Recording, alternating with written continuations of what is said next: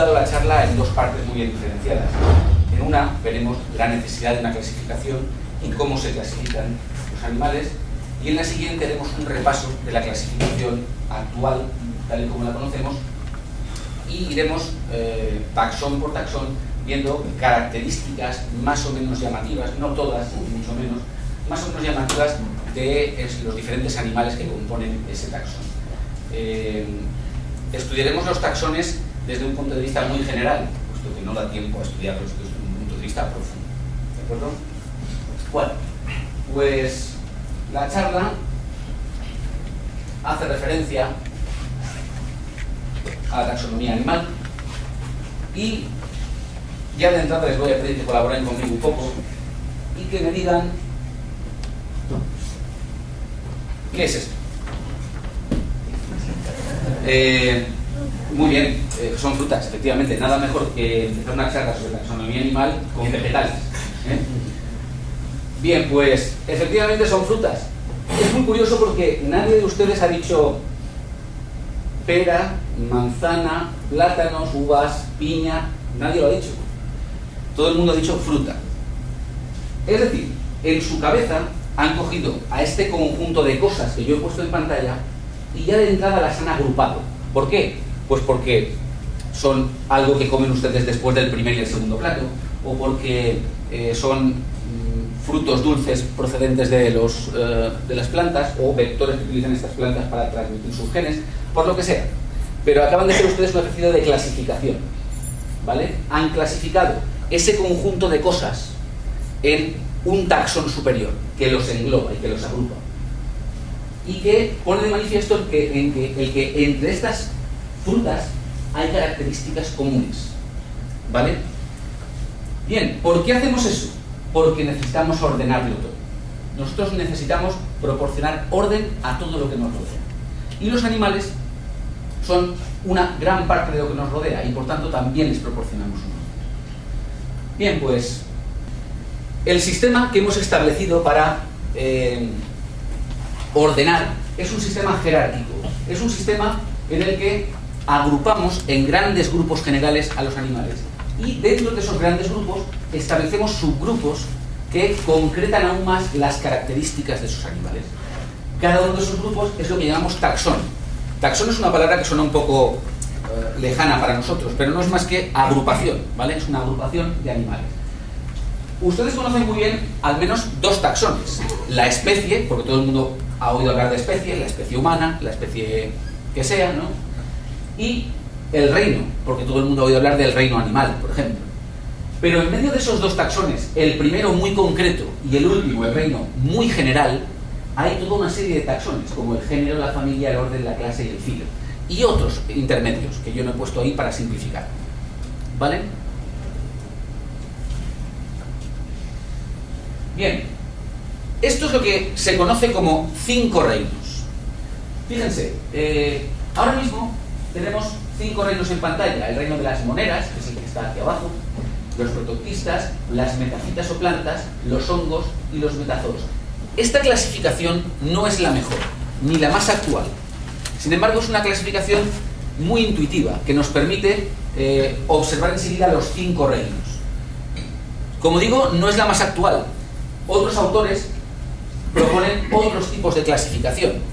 ¿Con esto qué quiero decirles? Pues con esto quiero decirles que la clasificación es arbitraria hasta cierto punto. La hacemos nosotros y, por tanto, no es inamovible. De hecho, muchos animales se han movido de unos grupos a otros en función de lo que se ha ido descubriendo sobre ellos sobre la marcha. Bien, pues este autor, Wesse, propone 3 dominios que englobarían a los reinos. No me extenderé mucho más con esto, simplemente es para que entiendan que las clasificaciones van cambiando, ¿vale? Otra cosa que hay que conocer antes de entrar en taxonomía es cómo se nombran a los animales. Los animales están nombrados desde el año 1731 por la aportación que hizo en su momento Linneo, mediante un sistema binomial. Todos los animales tienen un solo nombre, un nombre universal que consta de 2 partes. Una parte hace referencia a su género y la otra parte hace referencia a su especie. Entonces, está formado por 2 palabras latinas o latinizadas y, como digo, es un nombre universal. Dicho de otra manera, el león se llama Panthera leo y se llama Panthera leo aquí, en África y en Australia. ¿De acuerdo? Pues, de nuevo les pongo un ejemplo vegetal. Todos conocemos estos dos árboles porque son muy nuestros. El limonero y el naranjo, ¿vale? Si se fijan en sus nombres científicos, el limonero se llama Citrus limon y el naranjo se llama Citrus sinensis. Ese nombre, de entrada, pone de manifiesto que estos dos árboles están claramente emparentados, ¿vale? Claramente emparentados. ¿Por qué? Porque su género es el mismo. El género Citrus engloba tanto al limonero como al naranjo. Y lo que los distingue es precisamente su nombre de especie, que es la última palabra que figura en el nombre. Citrus limon, Citrus sinensis.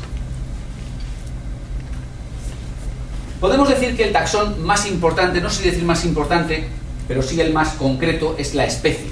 Aunque luego sabemos que hay también subespecies. Pero el taxón más concreto sería la especie. May definió especie como un grupo de poblaciones naturales en la que sus individuos se entrecruzan entre sí de manera real o potencial y que están reproductivamente aislados de otros grupos. O sea, que básicamente el criterio principal para diferenciar dos especies es lo que se llamaría un aislamiento reproductor. O dicho de otro modo, si yo cojo dos animales y los cruzo y obtengo una descendencia de esos dos animales que es fértil, entonces puedo decir que esos dos animales pertenecen a la misma especie. Pero, si, aun cruzándolos, esos dos animales obtienen una descendencia que no es fértil, entonces no puedo decir que pertenecen a la misma especie. Bien, pues permítanme ahora que hagamos unos sencillos ejercicios de clasificación. Bien, en primer lugar les he puesto aquí a 4 animales. Me gustaría que me dijeran cuántas especies creen que hay aquí. Evidentemente el número máximo es 4. ¿Cuántas especies creen que hay? Una especie. Tenemos el 1. ¿Alguien da 2? 2, por aquí ya tenemos 2. Pues si son 4 serán...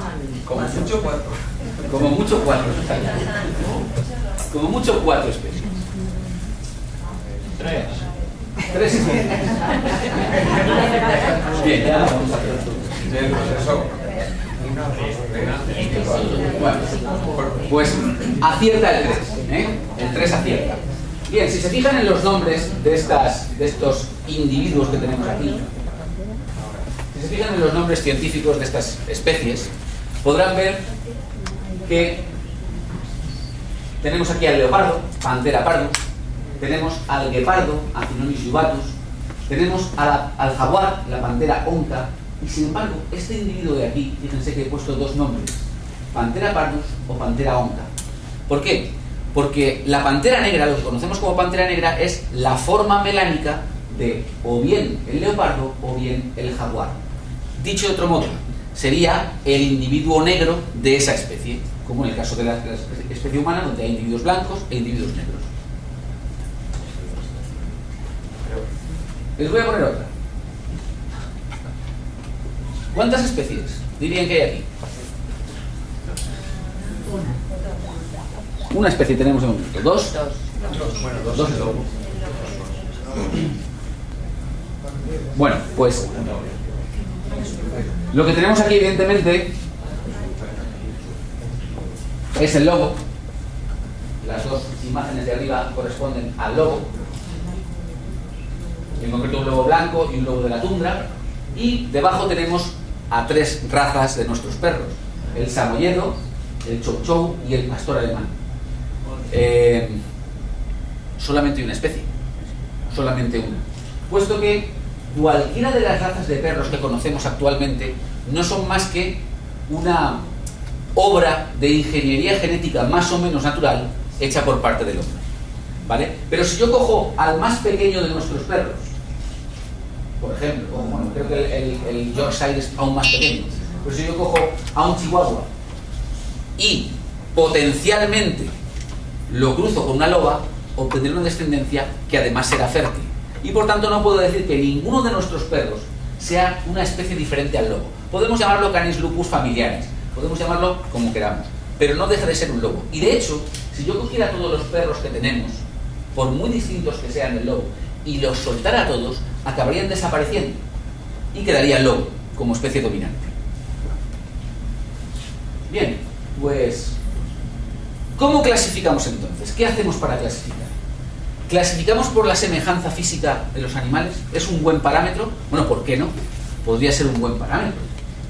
Si clasificamos por la semejanza física, podríamos determinar cuál es el grado de parentesco que tienen estos 4 felinos que hay aquí.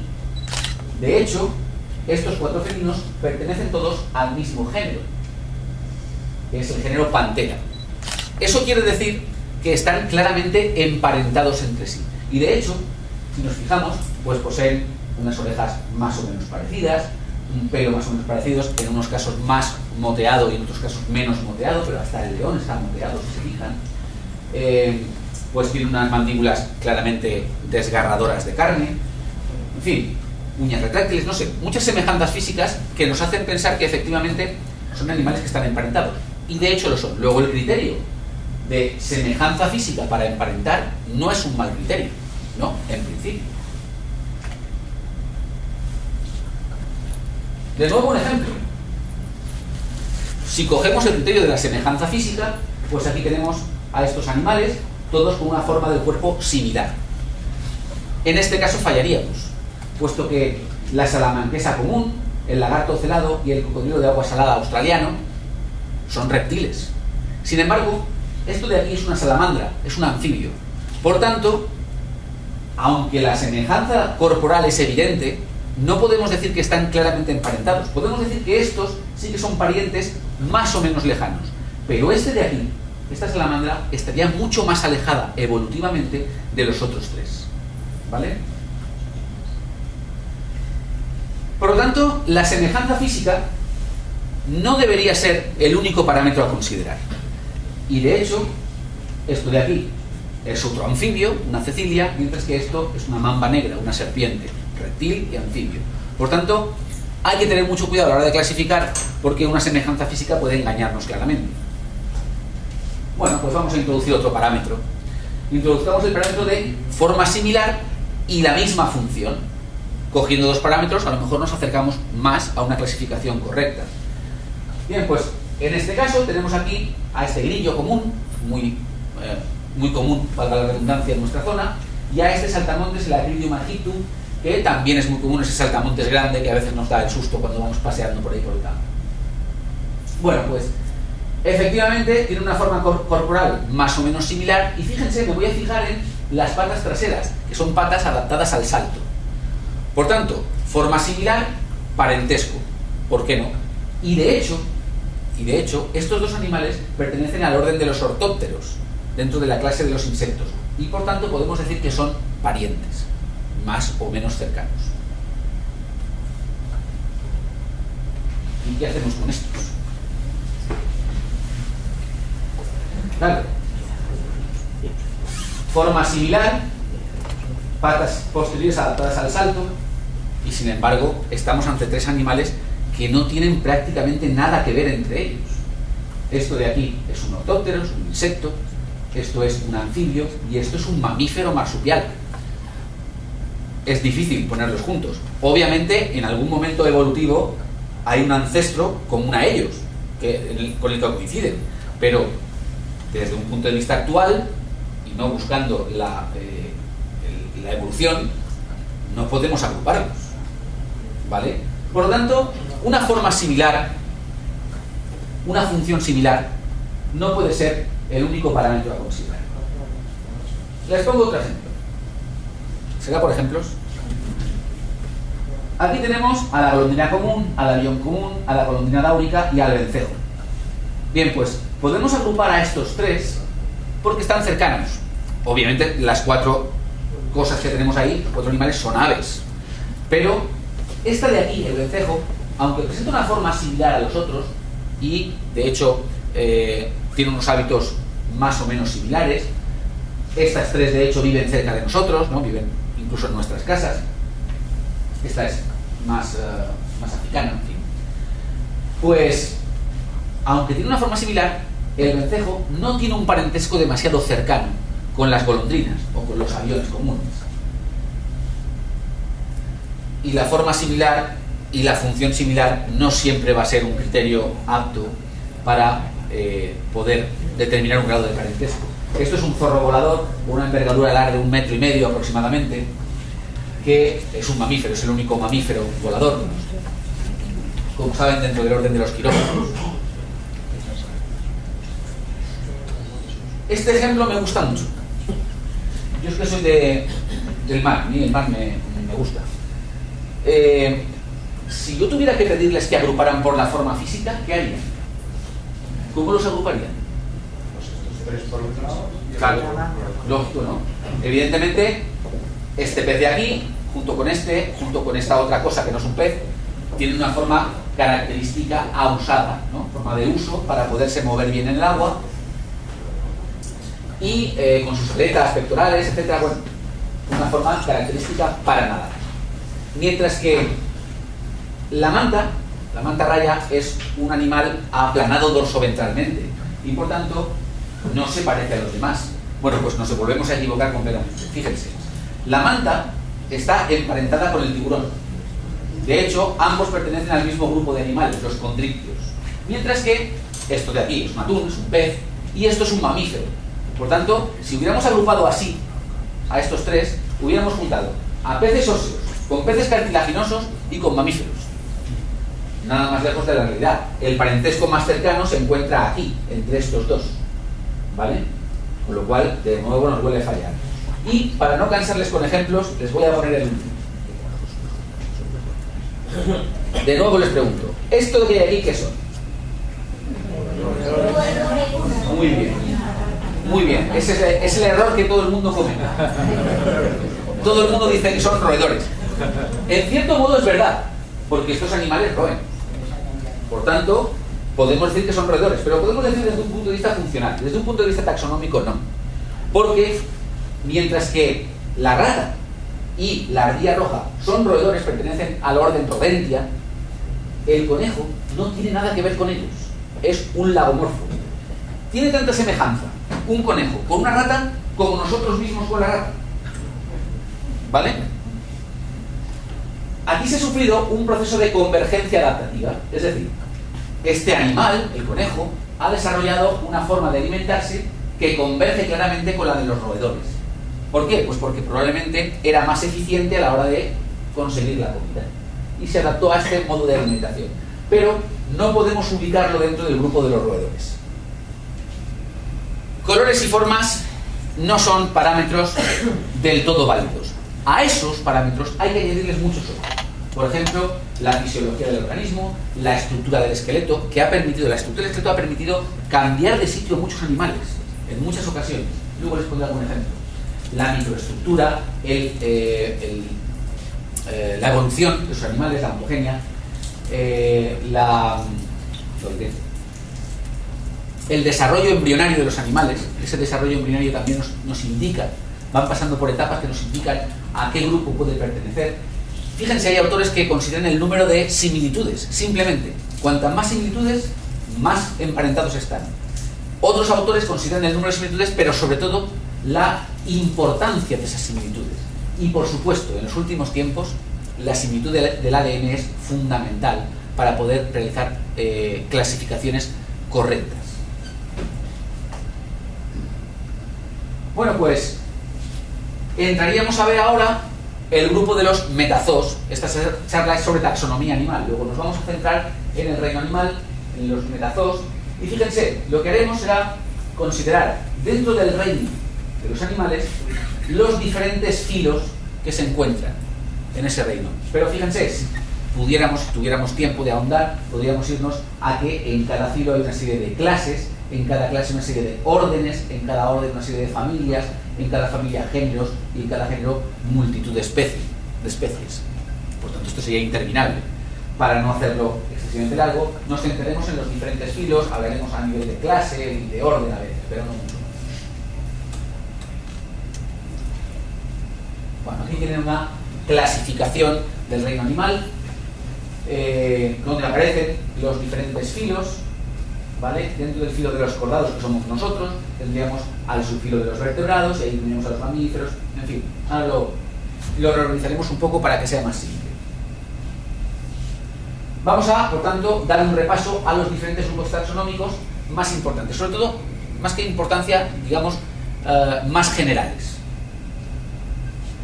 Lo primero que hay que hacer es distinguir, porque, por suerte o por desgracia, las clasificaciones las hacemos nosotros.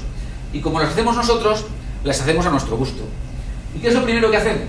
Pues lo primero que hacemos es, permítanme decirlo, cargarnos la clasificación. Y lo que hacemos es decir, bueno, pues como nosotros somos cordados, nosotros vamos a ser el filo de los cordados y dentro de los cordados el subfilo de los vertebrados. Dentro de los vertebrados, que son animales con un esqueleto interno y con un tubo neural cerrado, con lo que se llama notocorda, pues ubicamos a los condrictios o peces cartilaginosos, a los osteictios o peces óseos, a los anfibios, reptiles, aves y mamíferos. Pero fíjense, ahora cogemos y decimos, bueno, pues todos los que no son vertebrados como nosotros, vamos a llamarlos invertebrados. Y ahí vamos a meter, en plan cajón desastre, a todos los animales que no están aquí. Y cogemos y ponemos a todos los animales a nivel de filo. Fíjense que esto es filo, subfilo y luego clases. Y luego cogemos y en invertebrados metemos un montón de filos porque son animales que no tienen ese esqueleto interno y que no tienen un tubo neural cerrado. Y simplemente los clasificamos como invertebrados. Y aquí los tienen. Distinguimos dos tipos, pero fíjense, lo que quiero que entiendan con esto es que la categoría invertebrado no es una categoría taxonómica. Simplemente les damos ese nombre. Pero no es un subfilo invertebrados. No tiene categoría taxonómica. Bien, tenemos dos grandes grupos de invertebrados. Son animales sin esqueleto interno y tenemos a los más sencillitos. A mí no me gusta decir los menos evolucionados, me parece un error. Pero tenemos a los más sencillitos, que serían los formados a partir de dos hojas embrionarias, lo que se llama diblásticos. ¿Qué quiere esto decir? Simplemente que cuando se forma el embrión, en el embrión humano, por ejemplo, aparece en primer lugar, aparecen tres hojas embrionarias. Aparece un ectodermo, un endodermo y un poco más tarde un mesodermo. Sin embargo, en estos animales nos quedamos en ectodermo y endodermo. Solo aparecen dos hojas. Aquí tendríamos al filo de los poríferos, a los ctenóforos y a los nidarios. Dentro de los invertebrados, formados a partir de tres hojas embrionarias, ya con un mesodermo bien formado, tendríamos a los platelmintos, a los nematodos, a los anélidos, a los moluscos, equinodermos y a los artrópodos. Estoy yendo siempre desde un punto de vista más simple a un punto de vista más elaborado. Es decir, estos animales, los artrópodos, serían ya casi los más avanzados dentro de los invertebrados. Bien, pues por estos animales es por los que voy a empezar, básicamente. Por los poríferos, que serían, podríamos decir, los animales menos evolucionados.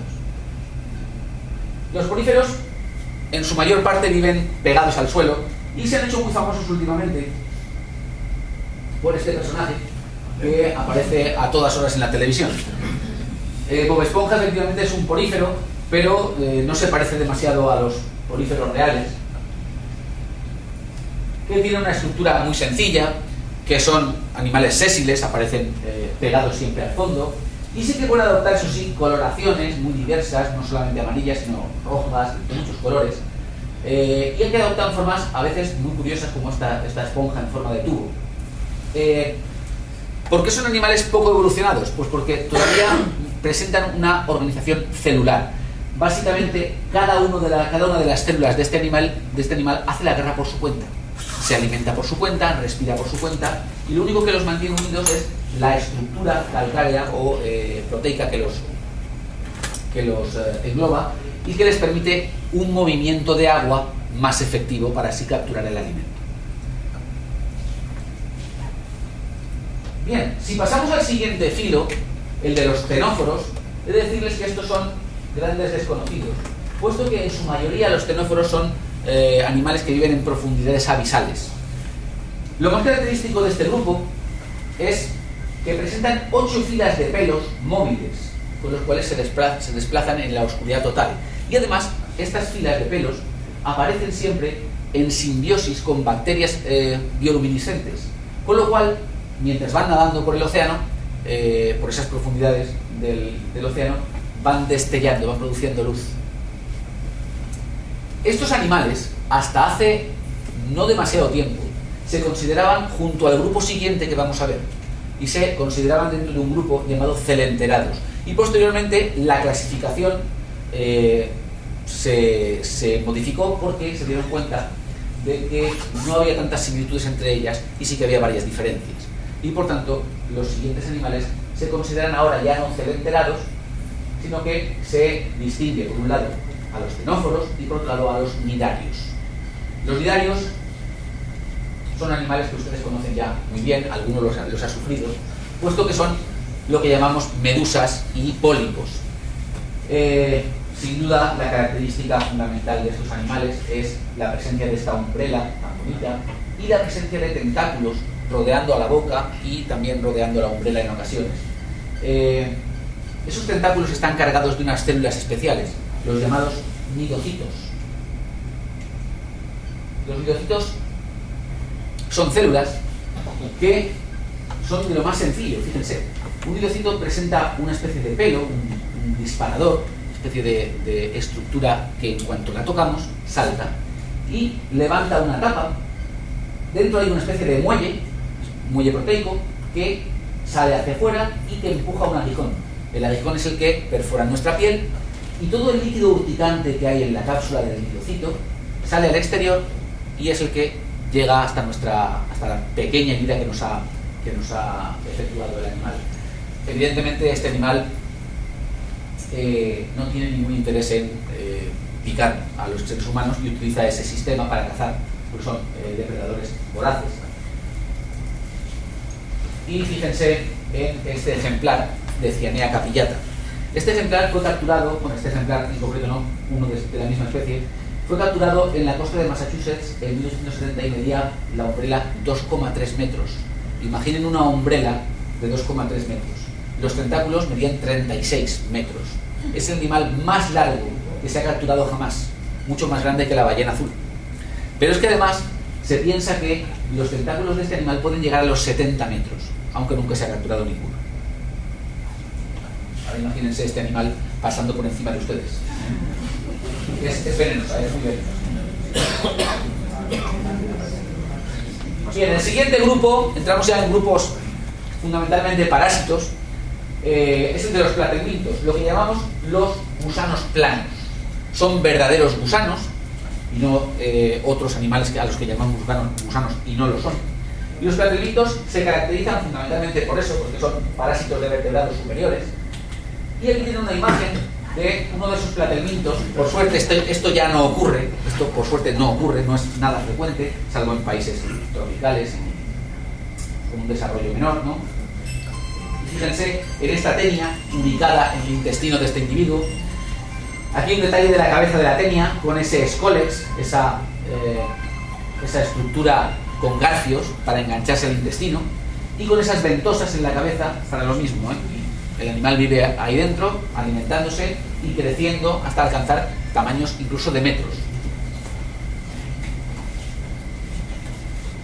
Bien, el siguiente filo sería el de los nematodos. De nuevo, estamos ante un grupo fundamentalmente parásito. Y es muy conocido, cada vez menos, por suerte, es muy conocido este animal que es Ascaris lumbricoides, o lo que llamamos lombriz intestinal. Las lombrices intestinales antes eran realmente frecuentes y ahora, por suerte, no lo son tanto. Este grupo es el que se conoce como gusanos redondos. Se caracteriza por la presencia de una cutícula blanca, muy resbaladiza y muy dura. Son muy resistentes. Y las hembras de Ascaris lumbricoides, aparte de que pueden poner cientos de huevos de una sola vez, aparte, pues pueden llegar a alcanzar tamaños de 25 o 30 centímetros tranquilamente. Bien, el siguiente grupo ya es mucho más simpático, es el de los anélidos, y lo conocen muy bien también porque tienen cierta importancia comercial. Todo el mundo conoce a las lombrices, que se utilizan mucho en pesca, y que es un animal que además nos cae relativamente simpático, ¿no? Y menos conocidas las sanguijuelas, cada vez quedan menos porque las sanguijuelas nos indican el estado del terreno. Y el estado del terreno es lamentable, con lo cual cada vez quedan menos sanguijuelas. Pero si hay algo que que debemos comentar de este animal es que es un ectoparásito, como saben, y que es un ectoparásito elegante, o por lo menos a mí me lo parece. Este animal no se limita a posarse sobre nosotros, plantar su ventosa sobre nosotros y chuparnos la sangre, sino que lo hace con elegancia. Te hace un corte, te inyecta un anestésico, te inyecta un anticoagulante y te inyecta un vasodilatador. Con lo cual, no solamente atrae sangre a la zona, sino que además nos hace que nos sintamos bien, que no haya dolor, y presenta el anticoagulante más poderoso que se conoce en la naturaleza. No hay ningún anticoagulante natural más poderoso que la irudina, y está presente solamente en este animal. En los últimos tiempos hemos conseguido sintetizarla gracias a los estudios de recombinación de genes. Hemos conseguido sintetizarla en el laboratorio, pero hasta hace un tiempo se extraía la irudina directamente de la glándula salival del animal y se podía extraer una pequeñísima cantidad de cada animal, con lo cual era carísimo obtenerla. Y actualmente pues se consigue obtener de forma similar.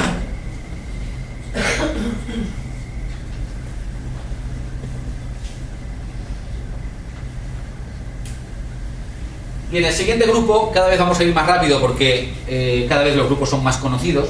El siguiente grupo es el de los moluscos. Los moluscos son plenamente conocidos por todos ustedes, porque los han comido muchas veces. Pulpos, caracoles, mejillones y todo un sinfín de formas y colores de un grupo que ha tenido un éxito evolutivo espectacular. Es uno de los grupos con más éxito evolutivo dentro de los invertebrados. Permítanme que, para ser un poco sensacionalista, que a mí me gusta, que les ponga una imagen de lo que se ha venido a llamar el kraken. No me gusta la expresión kraken porque es demasiado sensacionalista incluso, parece que estemos aquí en Piratas del Caribe, pero fíjense en el calamar gigante del género Archaeopteryx, que puede medir hasta 18 metros. Este es el animal más grande que se ha encontrado, el de 18 metros. Sin embargo, he de decirles que se piensa que pueden llegar hasta los 22 metros. Y se cree que pueden llegar hasta esa longitud porque se han tomado medidas indirectas. ¿Cómo? Pues fíjense, el enemigo natural del calamar gigante es el cachalote. Es el único que puede profundizar a esas grandes profundidades, ¿no?, del océano para capturarlo. Y se han encontrado en los cachalotes marcas de ventosas que hacen pensar en que el animal puede alcanzar hasta los 22 metros. El animalito es, como ven, fascinante y no he querido dejar de ponerles una imagen real del género Archaeopteryx, donde se puede ver este ejemplar de 450 kilos, que ya hay ahí calamares para comer, y que medía 10 metros. O sea que, fíjense, este podríamos decir que no es de los más grandes.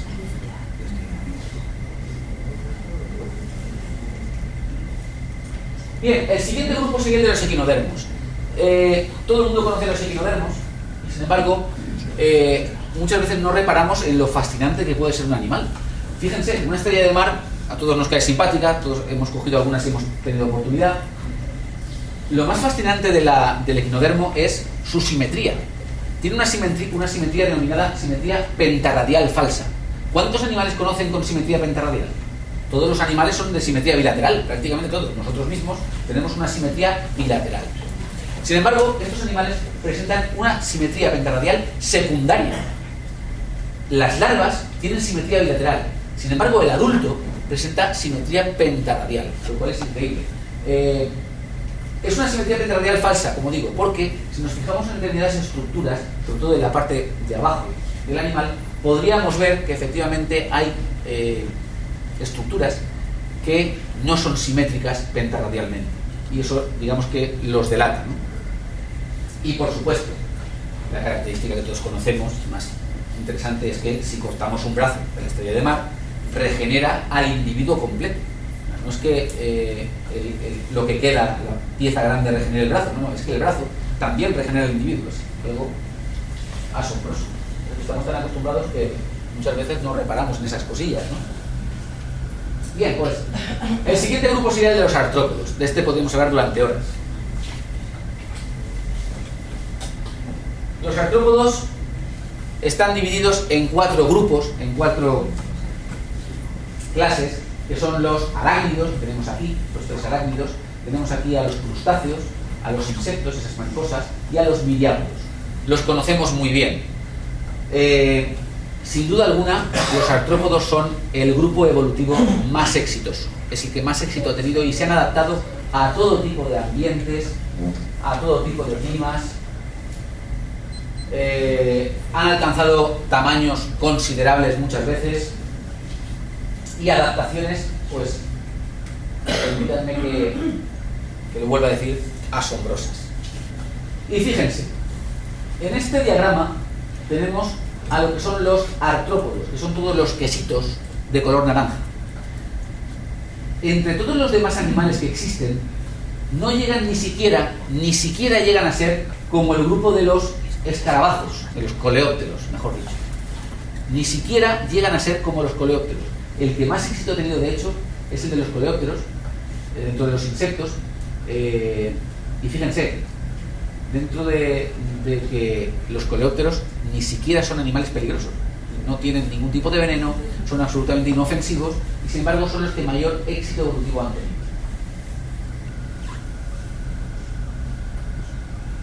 Como les digo, todo tipo de adaptaciones, a todos los tipos de clima, a todos los tipos de terrenos. Fíjense en este avispón en el que se puede ver perfectamente los ojos compuestos y los ojos simples, los 3 ocelos aquí presentes.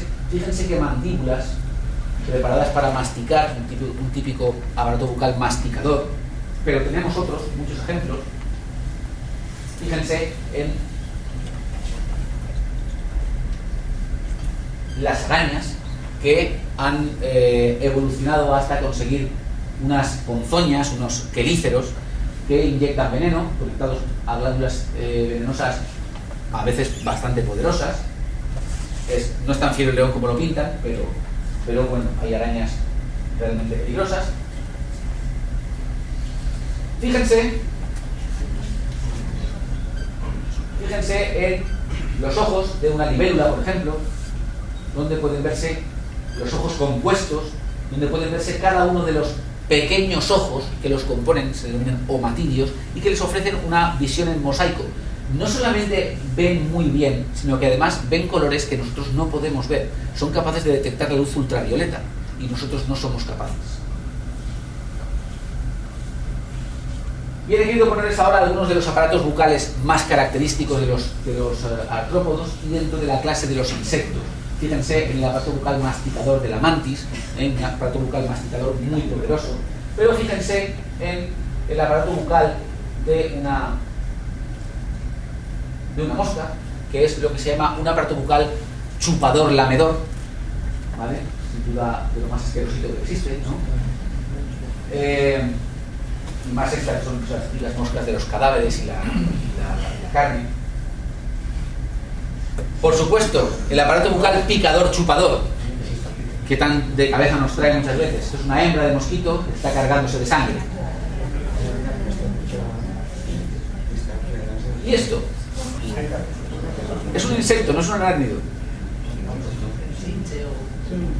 Es un piojo. Es un piojo tomado con microscopía de barrido.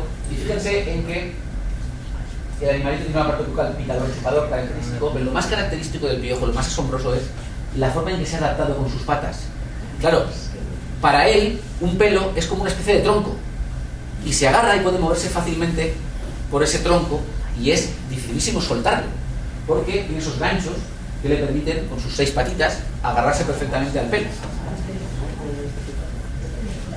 Bien, les he puesto aquí también algunas imágenes de coleópteros de gran tamaño. Fíjense, como digo, son absolutamente inofensivos. De estos tenemos por aquí lo que se llaman cerambícidos. Tenemos algunos más pequeñitos, no tan grandes, pero del mismo tipo. Y quiero también ponerles alguna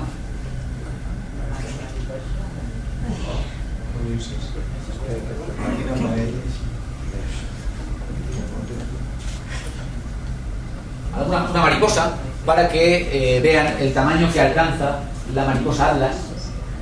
Lo dicho, Podríamos hablar durante horas de diferentes tipos de insectos, de diferentes tipos de aparatos bucales, pero no me voy a extender más. Y vamos a pasar a la clase de los crustáceos dentro de los artrópodos, muy brevemente, porque a estos se les conoce todavía más. ¿Quién no ha tenido un crustáceo en un plato alguna vez? Pues alcanzan tamaños considerables, como pueden ver aquí, y lo más característico es la presencia de unas antenas muy largas, que les sirven como órganos de los sentidos, la vista de estos animales, que en muchas ocasiones es una vista excepcional, mucho mejor que la nuestra incluso, y el gran número de patas que tienen. Por supuesto, ese caparazón endurecido que les confiere pues, una protección importante. Bien, el siguiente grupo es el de los arácnidos, que también conocemos muy bien. Como decía antes, se han adaptado para la inoculación de veneno y también, además, fabrican seda. Esta araña es muy conocida aquí, supongo que la han visto muchas veces, la típica araña de jardín, absolutamente inofensiva y en serio peligro de extinción, por cierto. Esta de aquí, bueno, esto es una viuda negra, seguro que la habéis conocido, y esta de aquí es Loxosceles, si no recuerdo mal el nombre, que es la que nos han traído de Sudamérica. ¿Lo sabían? No. Pues es una araña que nos han traído de Sudamérica en los barcos en los últimos tiempos y que se ha adaptado muy bien a nuestro clima y a nuestras casas, y cuyo veneno es bastante peligroso. Es un veneno de tipo hemotóxico que causa lesiones ulcerosas y que puede extenderse fácilmente. Cuando nos pica de un brazo, se extiende y necrosa toda la zona. Así que es una araña bastante peligrosa. La suerte es que en nuestras casas viven también las arañas tigre, que no son inofensivas para nosotros, pero que se comen a estas. Por lo tanto, ahí pues nos echan una mano. No maten a las arañas de sus casas. Bien, dentro de los artrópodos tenemos a la clase de los miriápodos también. Son mucho menos conocidos, pero alguna escolopendra habrán visto alguna vez, seguramente. Es lo que llamamos el ciempiés.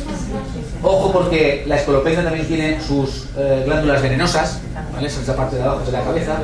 Y estos de aquí son lo que denominamos diplópodos, que son estos gusanitos, mal llamados gusanitos, que se enrollan, se hacen como un rollito de regaliz.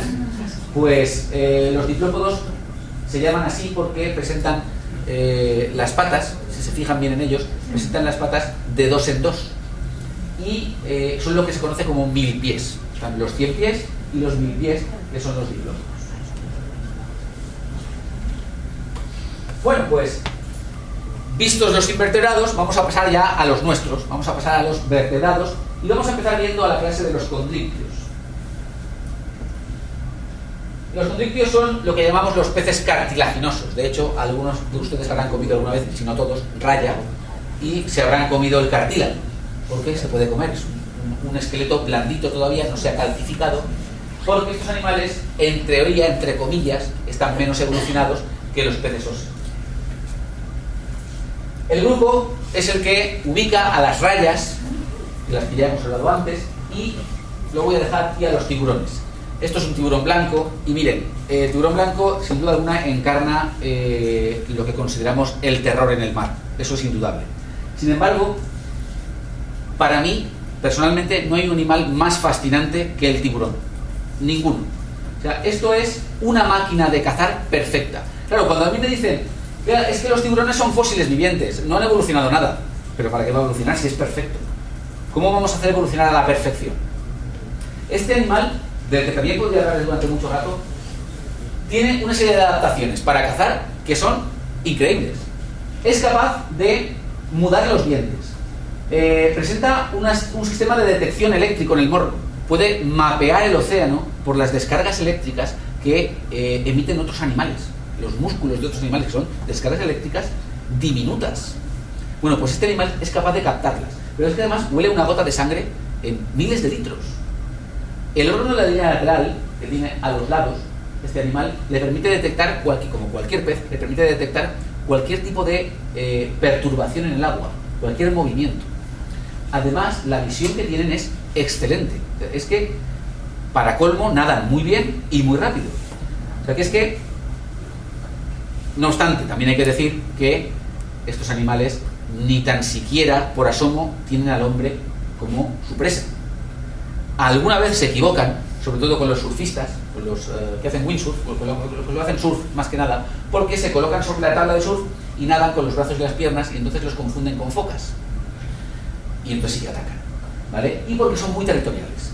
Pero, miren, el hombre tiene la mala costumbre de adueñarse de todo. Y nos metemos en el océano y encima, si el tiburón nos ataca, lo perseguimos. Vamos a ver, no te metas, ¿no? Te metes en su territorio y encima quieres que no te ataque. Bueno. Los osteicios. Bien, pues los peces óseos se caracterizan en primer lugar porque ya tienen un esqueleto calcificado. Y si no, pues muerden ustedes una espina y se dan así. Y también porque presentan un puntito más de protección frente a los peces cartilaginosos, ya que estos animales han evolucionado para tener las agallas, las branquias internas, las tienen ocultas. Así, siguiente. Fíjense en esta piraña, donde podemos ver que las branquias ya no se ven porque hay un opérculo que las cubre. Y por tanto estos animales presentan una mayor protección frente a los peces cartilaginosos que tienen las branquias externas todavía.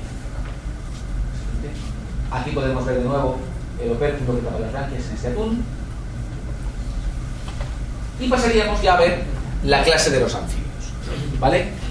Nuevamente nos encontramos ante un paso más en la evolución, puesto que en un momento dado algún pez, entre comillas, tuvo que salir del agua y adaptarse a vivir en tierra.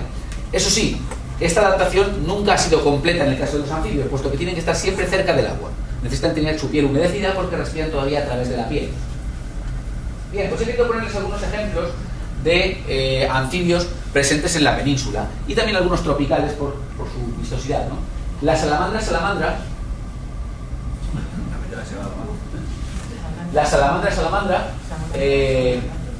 pertenece a nuestra península, es el típico anfibio, digamos, menos evolucionado. Pasa la siguiente. Después tendríamos a las ranas, por ejemplo, esta rana verde de ojos rojos, que es tropical, que he puesto precisamente por su vistosidad. Si ponemos la siguiente, he querido poner también a la rana dorada, porque la rana dorada, Phyllobates terribilis, su nombre ya nos indica algo, ¿no? Es muy venenosa. Es el vertebrado más venenoso que existe. Ríense ustedes de las serpientes. 1 miligramo de veneno de esta rana es capaz de matar de 10 a 20 personas.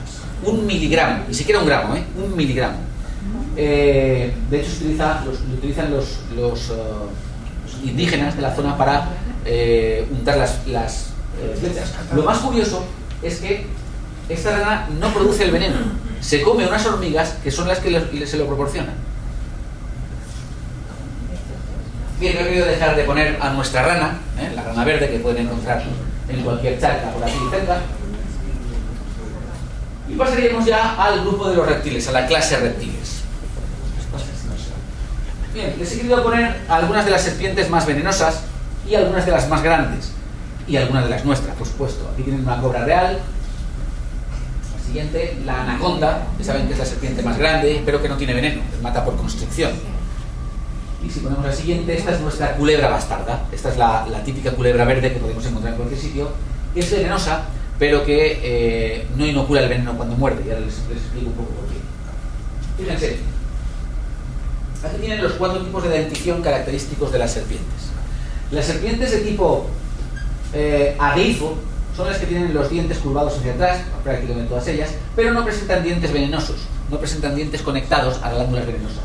Son las típicas serpientes constrictoras, las boas, las pitones, las anacondas y algunos colúbridos, algunas culebras también tienen este tipo de dentición. Otros colúbridos, sin embargo, presentan la dentición de tipo opistoglifo, donde nos encontramos dientes conectados a glándulas venenosas, pero muy rudimentarios todavía y situados en el fondo de la boca. Para que una de estas serpientes inocule el veneno, necesita primero morder y después ir acomodando la boca hasta que consigue, al cabo de a veces 1 minuto, consigue clavar los dientes venenosos sobre la presa. Por tanto, es bastante difícil que pueda inocularnos el veneno.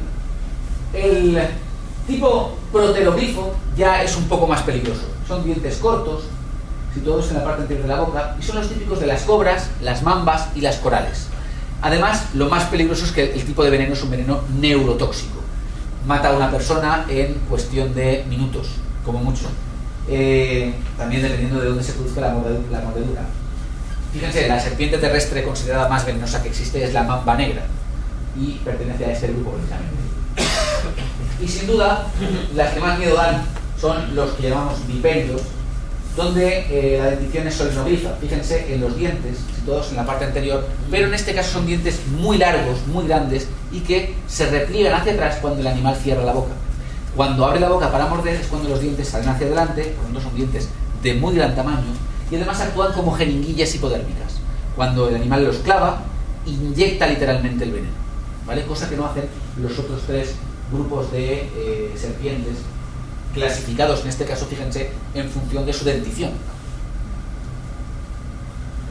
Bien, los lagartos son otro de los grupos de reptiles más conocidos, y he querido ponerles pues algunos de los nuestros, como por ejemplo el lagarto ocelado, con esos ocelos característicos en la piel de color azul, y la lagartija coligarda, que también está en nuestras zonas muy abundante, y con todo lo abundante que parece, está en serio peligro de extinción, al igual que el lagarto celado. Están en serio peligro de extinción. Todos los animales insectívoros están en peligro de extinción y son muy beneficiosos. Bueno, pues la lagartija coligarda está en serio peligro. Bien, pues entramos ahora ya en el filo de las aves. Como ven, casi estamos acabando, ¿no? Las aves, dentro de la península, pues tenemos muchos tipos, muchas formas diferentes. Tenemos a las rapaces nocturnas, que el máximo exponente de las rapaces nocturnas en nuestras latitudes es el búho real. El búho real tiene una envergadura alar importante. Y la lechuza. La lechuza, bueno, tanto el búho como la lechuza, como otras rapaces nocturnas, tienen una característica muy especial, y es la colocación de sus oídos de forma asimétrica. Nosotros tenemos los oídos a la misma altura, sin embargo, estas aves tienen los oídos a diferente altura, de forma que cuando oyen algo en completa oscuridad, triangulan perfectamente dónde se sitúa y cazan en completa oscuridad. Y les aseguro que no fallan, no fallan mucho. Dentro de las rapaces, las diurnas, tenemos diferentes tipos de águilas, muchos, algunos también en muy serio peligro de extinción, como el mucho lagunero o como el águila real. Los pajaritos, lo que llamamos pajaritos o paseriformes. El grupo de los paseriformes, con el jilguero o el gorrión, son muy conocidos. Aquí tenemos al abejaruco, no sé si han visto alguna vez un abejaruco, son muy comunes en determinadas zonas, sobre todo donde hay agua, con ese plumaje irisado, ese plumaje con reflejos metálicos incluso. Y a este le tengo mucho cariño, especialmente a la golondrina común, Hirundo rústica. La golondrina común está perseguida por leyendas, todas beneficiosas, no sé si han oído alguna. Saben que la golondrina común se supone, o se cree, o se cuenta, que intentó quitarle los clavos a Cristo en la cruz, y por eso ni siquiera los cazadores les disparan. De hecho, cuando intentó quitarle los clavos, se manchó de su sangre, y por eso tiene esa mancha roja en la cabeza. Eso es lo que dice la leyenda. Otra leyenda, por ejemplo, dice que la golondrina común entró al infierno directamente a arrebatarle el fuego al diablo, y que cuando huía, el diablo le lanzó una llamarada y le quemó la cola, y por eso la tiene con esa forma característica ahorquillada, y además le dio en la cara y le dejó esa mancha del fuego del infierno sobre la cara. Son siempre leyendas muy bonitas. En todos los países que he indagado, las leyendas sobre la golondrina son siempre bonitas, y se les respeta mucho. Aparte de, si las han visto volar, habrán visto que no hay ninguna otra ave que tenga la maniobrabilidad de una golondrina. Ninguna, Bien, si se acercan a la albufera, podrán ver garzas reales, como esta, y con un poco de suerte, aunque es bastante menos común, garzas imperiales, ¿vale? Menos comunes, con ese color más doradito, ¿no? Son menos comunes, pero también se las puede ver. Y entraríamos ya en los mamíferos, en los nuestros, estos los más cercanos a nosotros. Y me gustaría en primer lugar ponerles a unos mamíferos muy curiosos. ¿Alguien sabe lo que es esto? Está muy bien, decía erizo porque parece un erizo. No tiene nada que ver con un erizo. Nada que ver. Esto es lo que se llama equidna. Es un equidna y es un mamífero monotremado. Hace 200 años estos animales estaban clasificados como reptiles. He querido ponérselos porque son los que nos dan una idea de cómo pueden cambiar las clasificaciones. Piensen que en ciencia 200 años no es nada, es antes de ayer. Y se les consideraba reptiles con pelo. De hecho, estos animales se llaman monotrema. La palabra monotrema hace referencia a que presentan un único orificio para las heces y para la orina, exactamente igual que los reptiles. Además, estos animales ponen huevos, exactamente igual que los reptiles. Por lo tanto, no era ilógico mantenerlos dentro del grupo de los reptiles. Posteriormente, se estudiaron los huesos, sobre todo del oído interno, y se vio que eran exactamente los mismos que los nuestros. Y por tanto, tuvieron que considerarlos como dentro de los mamíferos. Y no solo eso, sino que además no presentan mamas, como los mamíferos, pero sí que presentan lo que se ha venido a denominar campos mamarios. Son una zona con pelos donde se secreta leche. Y las crías se agarran a esos pelos y lamen la leche procedente de esas glándulas. Por tanto, tenemos que considerar los mamíferos. Solo nos quedan 4. Nos quedan 4 especies diferentes de mamíferos monotremados, que son el equidna, el que conocen muy bien, que es el ornitorrinco, y 2 especies de zaglosos, de los que no he traído foto. ¿Vale? El ornitorrinco es mucho más conocido, todo el mundo ha oído hablar de él, con ese pico de pato, poniendo huevos, con espinas venenosas en las patas de atrás, en fin, un animal de lo más extraordinario, ¿no?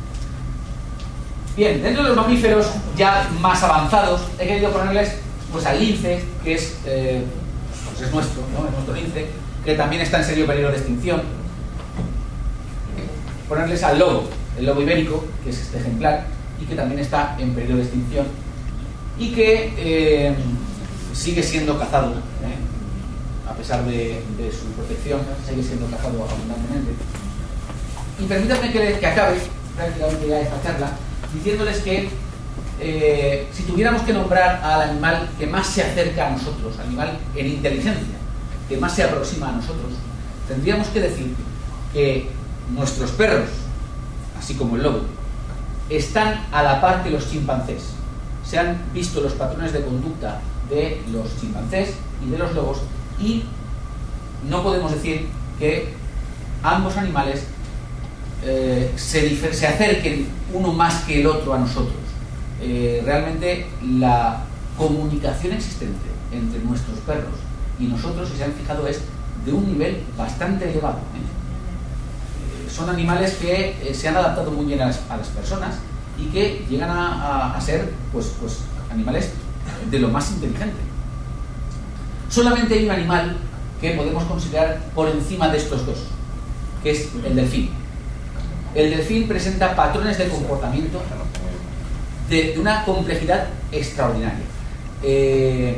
Patrones de comunicación que prácticamente se asemejan a los nuestros, ¿vale? Por tanto, tenemos que decir que este es el animal que se acerca más a nosotros a pesar de lo lejano que está, porque vive en un hábitat completamente diferente al nuestro. Bien, por último, me gustaría decirles que la evolución del hombre ha seguido un camino. Todos sabemos que el hombre ha ido evolucionando a lo largo de los últimos miles de años, y que evidentemente los parásitos que han afectado al hombre también han ido evolucionando con él. Y con esta pequeña broma pues ya me despido de todos ustedes y estaré encantado de responder a cualquier pregunta que quieran ustedes formular.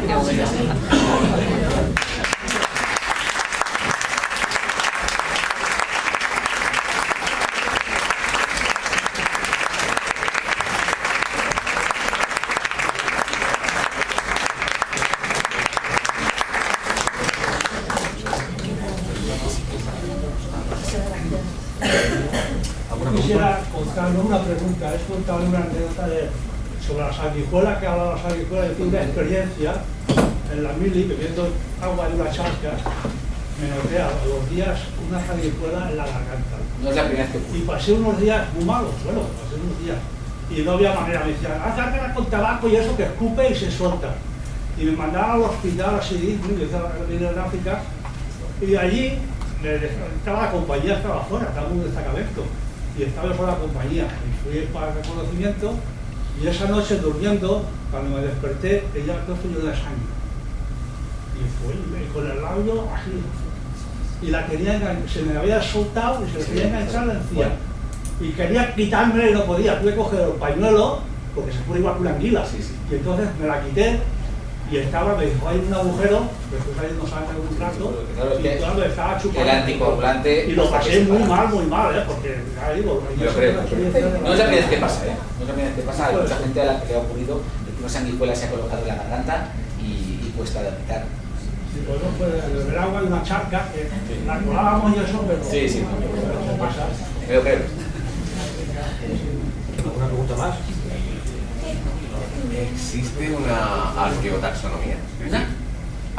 Sí, taxonomía, pero bueno, es que realmente, a ver, la taxonomía engloba también las especies fósiles, especies desaparecidas, extinguidas, de forma que dentro de los árboles taxonómicos puedes encontrar a dinosaurios, si es a lo que te refieres, puedes encontrar a todas las especies que se han extinguido.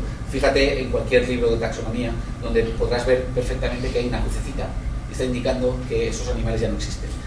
Sin ir más lejos, hay especies animales que ya llevan esa cruz y que se extinguieron hace nada. En Australia, por ejemplo, hay marsupiales que se han extinguido hace, cuando digo hace nada me refiero a hay fotos incluso de esos animales ya. O sea que hacia los años 50 aproximadamente se extinguieron. Pero aunque se han extinguido, el estudio supongo que sigue en continua Sí, evolución. claro, porque se tienen fósiles. Entonces se puede ver el esqueleto óseo, se puede ver muchas cosas. Más que nada lo comento, bueno, yo estudié historia y en su momento estudias los homínidos. Y cada vez que miro a ver cómo va, se me ha modificado todo el árbol que yo estudié. Y Lo creo. a día de hoy sabes más o menos cómo va. Eso, ni idea, porque eso va cambiando sobre la marcha, ¿vale? Además, los homínidos no son mi campo, tengo que decirlo así. Probablemente son los animales que menos me gustan, ¿vale?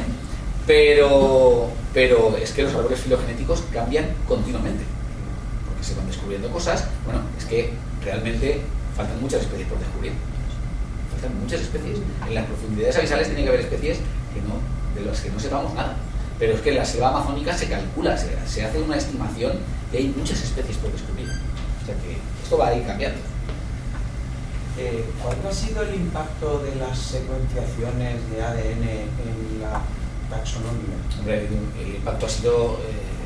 terremoto, ¿no? Claro, es que hombre, podría haber sido mayor si no fuera tanta la coincidencia, porque sabe usted que entre una drosófila, una mosca de la fruta, y nosotros, la similitud es muy grande, es relativamente grande. Entonces, pues, pero siempre hay cadenas de ADN, pequeñas cadenas, que diferencian claramente unas especies de otras y asemejan más a unas especies con otras. Por lo tanto, sí, el impacto ha sido importante y se utiliza mucho. Desde hace unos años atrás se está utilizando mucho la secuenciación de ADN.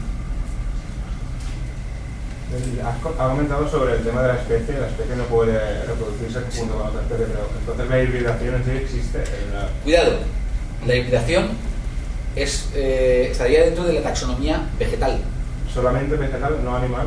A veces se comentaba... No me atrevo a decir... En biología hay una cosa que yo nunca digo, que es nunca jamás. ¿Vale? Porque la experiencia me ha demostrado ya que lo que dices como categórico, dices, esto no ha pasado nunca, resulta que puede pasar. No te voy a decir que no, pero la hibridación es una cosa más de plantas. Ahora, que en invertebrados inferiores, muy inferiores, puede haber algún tipo de hibridación, yo no te puedo decir que no. Es posible que incluso te diga que sí y acierte, pero no te lo voy a asegurar. No, en los vertebrados no. En los vertebrados superiores sí que hay ejemplos. Por ejemplo, si coges a un león y lo cruzas con una tigresa, te sale lo que llaman un lígere o algo así, que es muy bonito, pero que no es fértil. Se ha conseguido que alguno de los individuos sea fértil, se ha conseguido, pero no prospera, porque al final el individuo producto de la reproducción de ese vuelve a ser infértil, ¿no? Entonces, pero yo lo comentaba por como vía evolutiva, ¿no? Como que la vida hemos utilizado eso como para evolucionar un poquito más, ¿no? Esa vía o ese salto o ese... La vida tiene caminos para evolucionar mucho mejores que ese. La mutación es uno de ellos. Entonces, Por ahí siempre se escapará. Y otra, mira, me viene el caso para decir algo que no he dicho y que quizá podría haber dicho. Y es que otra de las palabras que menos me gusta cuando explico algo es la palabra naturaleza. Todo el mundo habla de la naturaleza y nadie me sabe decir qué es. ¿Qué es la naturaleza? La naturaleza tiene caminos inescrutables, pero es que como no sé lo que es, pues tampoco puedo dar muchos más datos. ¿La naturaleza qué es? Todo lo que es natural. Y nosotros también somos naturales, ¿no? ¿Y esta sala? Porque claro, si el ser humano forma parte de la naturaleza, la característica principal del ser humano es, en lugar de adaptarse al entorno, adaptar el entorno al ser humano. Por tanto, todo esto que hemos montado, estas grandes ciudades que hemos montado, también son la naturaleza, ¿no? ¿Qué queda fuera de la naturaleza? Yo creo que nada. O sea que al final, lo de la palabra naturaleza a mí no me gusta, no es una palabra que yo utilice mucho. Sí. María, en el campo de la investigación de la ciencia biológica, ¿hay algún país de referencia para vosotros? Y la segunda pregunta es, ¿cómo está Valencia en ese sentido? Bueno, el país de referencia siempre es el mismo, en todo, no en investigación en ciencias biológicas, sino en prácticamente cualquier tipo de investigación. Estados Unidos está muy por delante de nosotros. Le podría nombrar diferentes campos y están muy por delante. Yo he estado en Estados Unidos y he visto laboratorios hace 20 años que están como los tenemos ahora aquí. Estaban en ese momento como ahora los tenemos aquí y nos parece un avance.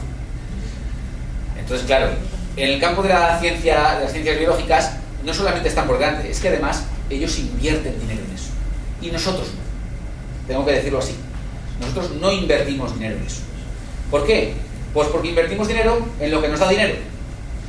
Y la biología, si no es una biología muy concreta, por ejemplo la biología del cáncer, pues no invertimos dinero. ¿Cuántos documentales de la National Geographic se han hecho en España? Pues en Estados Unidos van que vuelan, y en el Reino Unido también. Y aquí pues estamos un poquito bastante por detrás, ¿vale? Y hacemos lo que podemos.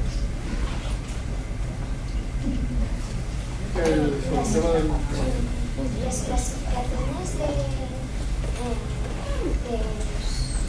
de las clases, órdenes y todo eso, ¿cómo va más o menos? ¿Cómo va la escala? Sí. Bueno, le he dicho antes, yo no me la sé de memoria, no te la aprendas nunca. Porque aquello que puedes leer, no hace falta que te lo aprendas, ¿vale? A uno se le quedan las cosas cuando las lee muchas veces, pero a veces fíjate, el aprenderse cosas está muy bien. A uno le gusta mucho saber, pero no le gusta nada estudiar. Entonces, yo te puedo decir que dentro del reino hay diferentes filos. Dentro de los filos hay diferentes clases. Dentro de las clases hay diferentes órdenes, ¿vale? Pero realmente lo que tienes es un grupo más amplio dentro del que hay grupos más pequeños. Y dentro de cada grupo más pequeño hay grupos más pequeños. Y los podemos llamar como quieras. ¿Por qué tenemos que quedarnos con los nombres que les puso un señor que decidió que se llamaran así? Realmente lo que tienes es eso, grupos y subgrupos dentro de los grupos. Y ya está, nada más. ¿Vale?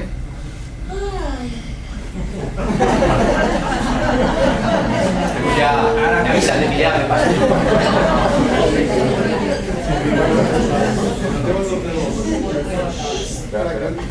Es en Luarca donde hay ¿Dónde? Luarca, en Asturias. Sí. No hay un museo. Bueno, sí, en la zona del Cantábrico. No, un museo Sí. donde hay Sí. en Luarca,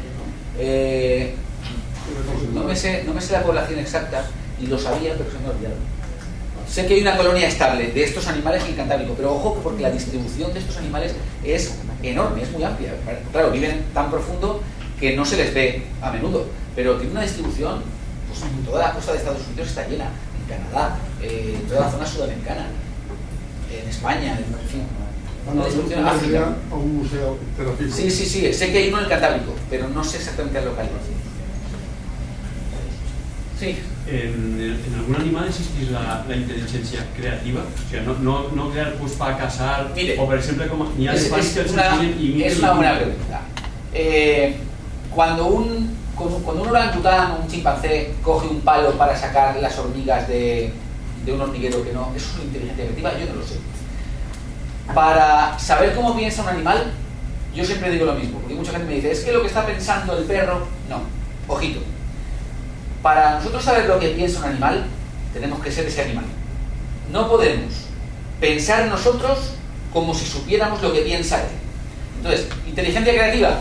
Bueno, pues no lo sé, no le puedo contestar. Sí que le puedo decir que en los delfines, sin ir más lejos, los patrones de comportamiento son muy complejos.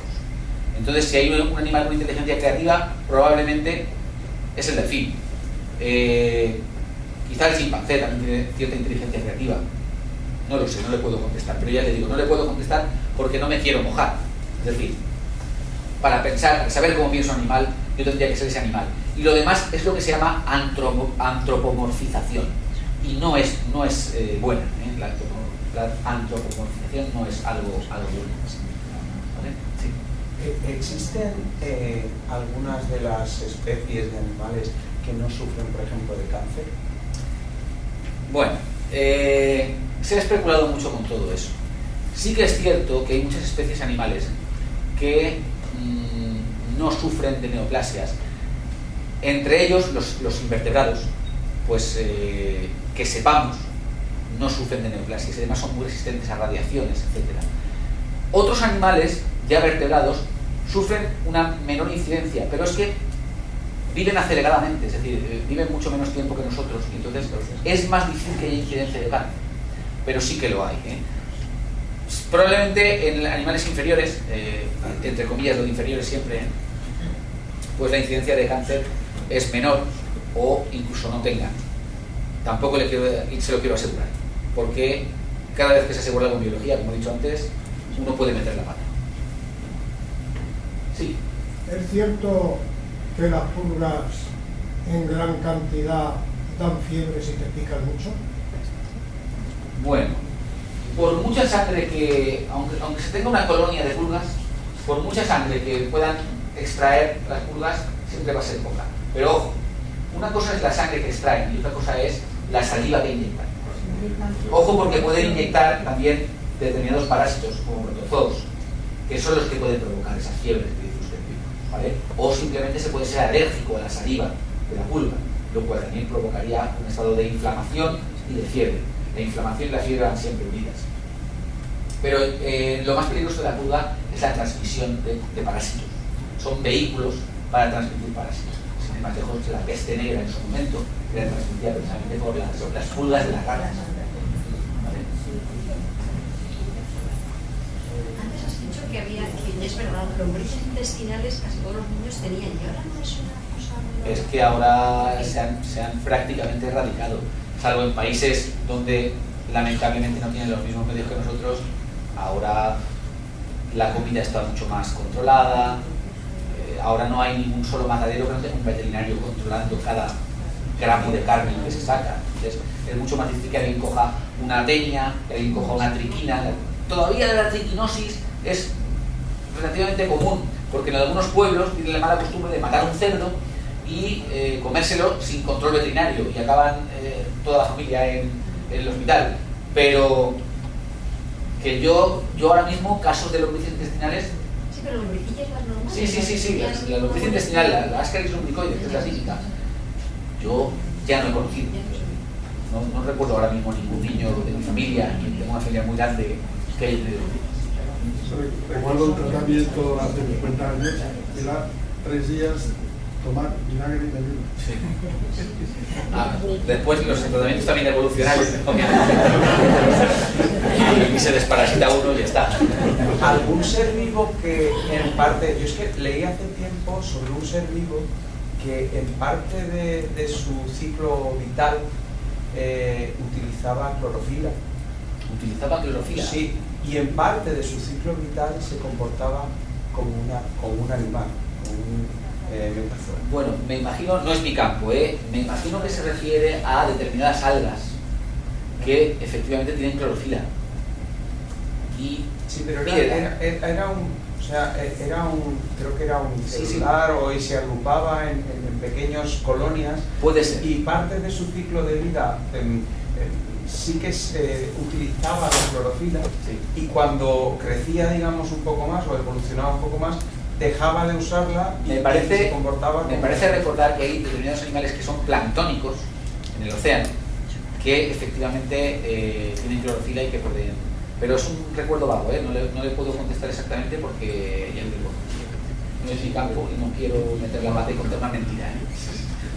Sí. Yo quería, lo que dice este señor, que yo también lo he leído, que es una bacteria, que se comporta como... Vale, sí, si es una bacteria no estaría dentro del grupo de los animales. ¿Sí? Pero bueno, sí, seguro que las hay. Seguro. Los perros entre ellos, aunque sean de, por ejemplo, de distintas razas, pero entre ellos se pueden reproducir. Sí. Eso te indica que los perros, todos los perros, son de la misma especie. ¿Vale? Se pueden reproducir. Otra cosa es que no podemos cruzar un gran danés con un chihuahua, obviamente. Pero sí que efectivamente... in vitro sí que se podría. In vitro se podría. Otra cosa serían los problemas que pudiera tener la hembra. Ya, claro. Pero sí, evidentemente son la misma especie.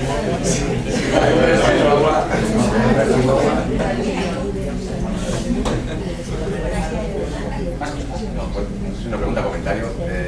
No sé si hubo, bueno, ya no sé si decir la palabra hibridación entre Homo sapiens y neandertales.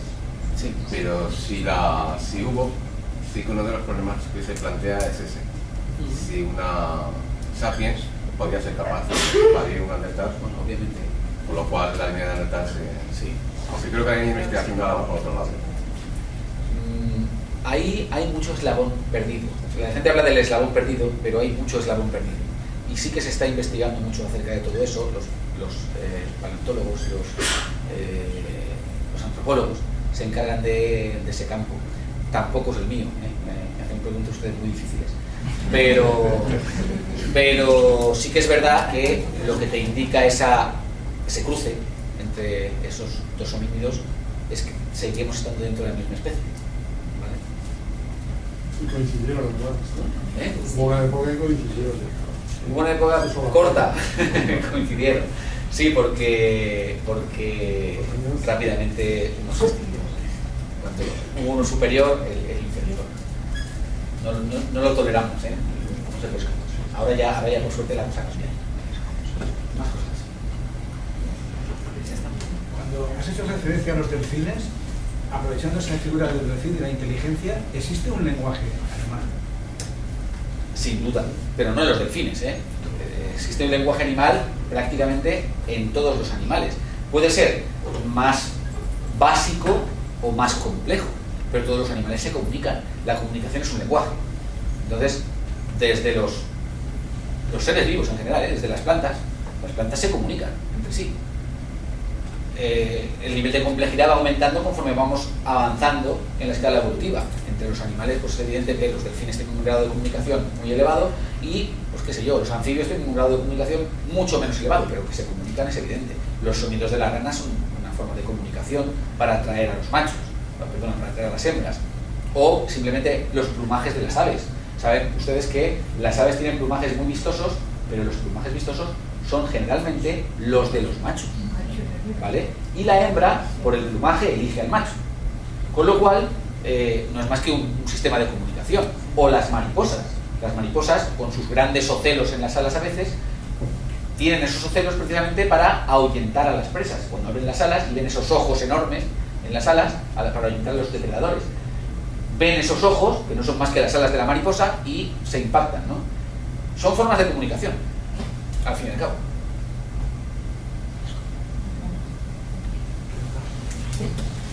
Las plantas, ¿cómo se comunican entre sí?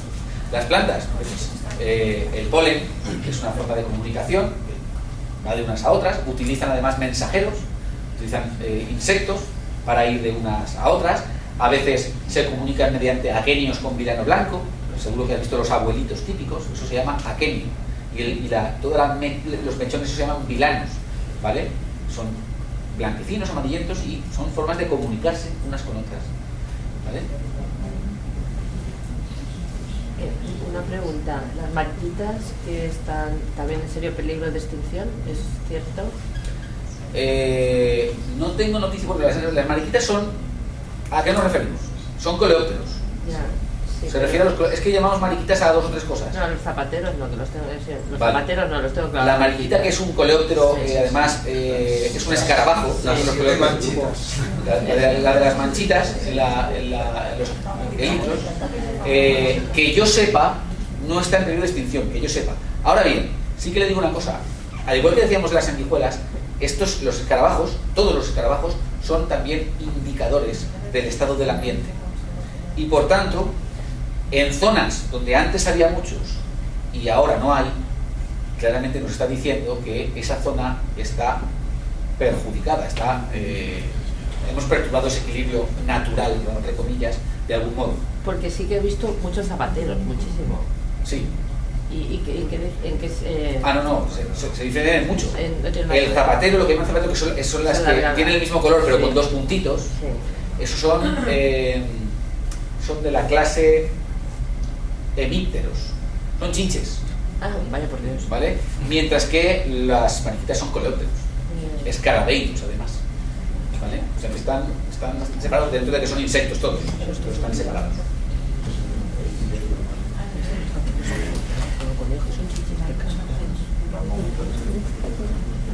Muchas gracias. Muchas gracias.